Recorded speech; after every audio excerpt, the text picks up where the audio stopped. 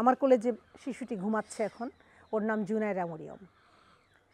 ওর জন্মের আগেই, অর্থাৎ মায়ের পেটের মধ্যে যখন ছিল, তখন ওকে মেরে ফেলার জন্য বা ওকে ফেলে দেওয়ার জন্য কিংবা ওকে অ্যাবর্শন করানোর জন্য ওর মা, ওর নানি ওরা কিন্তু এসেছিল টাকার জন্য, যে আমার কাছ থেকে টাকা নিয়ে যায় ওকে মেরে ফেলবে।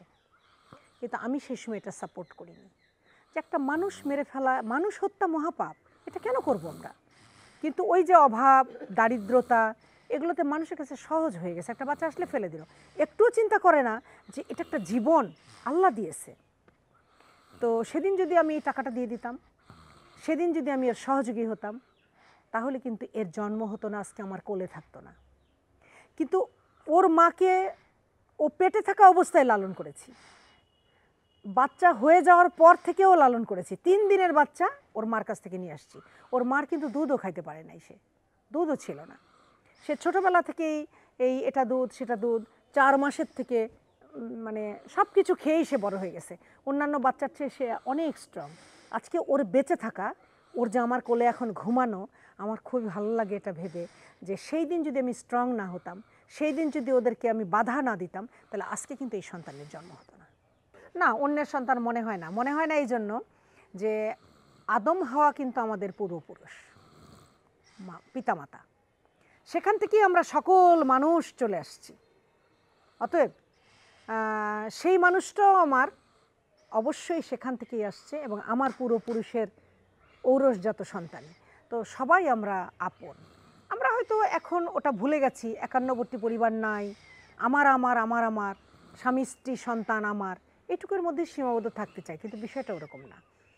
সে একটা মানুষ, তার রিজিক নিয়ে সে পৃথিবীতে আসছে।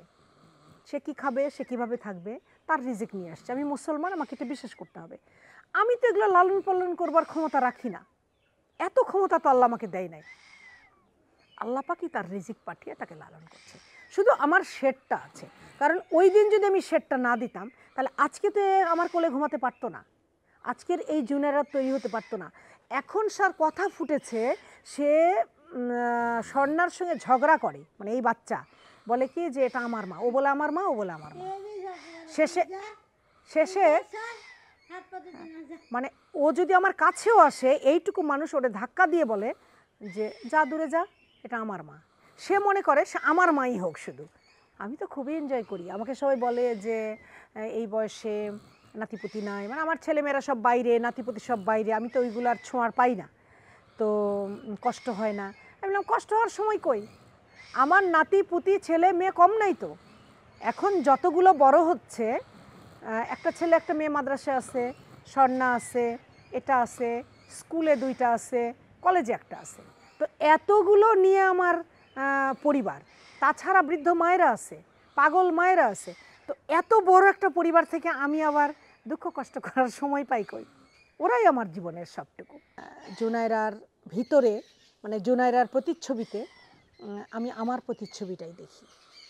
মানে জুনায়রা মানবিক মানুষ হোক, জুনায়রা মানুষের কল্যাণে নিজেকে বিলি করে দিক, জুনায়রার জীবনের সবটুকু যেন মানুষের কল্যাণেই নিবেদিত হয়ে যায়, সেই স্বপ্ন দেখি।